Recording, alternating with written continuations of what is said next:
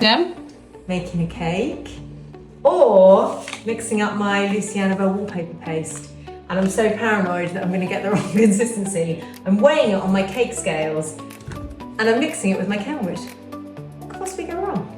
Weighing it on my weighing scales was probably not the craziest idea, but I definitely did not need the Kenwood. When you put water with wallpaper paste, you just give it a quick stir and it gets the consistency that you need. This is my friend Jan, who came around for a bit of sociable wallpapering, which was a huge moral support for me because this was my first proper attempt at wallpapering on my own. And I was pretty nervous about it. But the one thing I'd say about wallpapering is it just transforms the room really quickly. The corners are definitely a bit more challenging, especially if they aren't all nice and level. But after fiddling around with it for ages, I got it perfect. I then realised that I could see the bare plaster through the wallpaper, and so I had to take the whole thing off and then paint the walls to make sure that there was no more bare plaster showing through, leave it overnight and come back and finish the job. Lucky for me, Jan took pity on me and came back and supported me through the last little bit. Now, just a reminder, this is a gorgeous wallpaper called Countryside Trail by Annabelle. Check out all her wallpapers, they are absolutely beautiful. Hopefully you can see now how I've tried to tie in the colour of the wall tiles, the colour of the floor tiles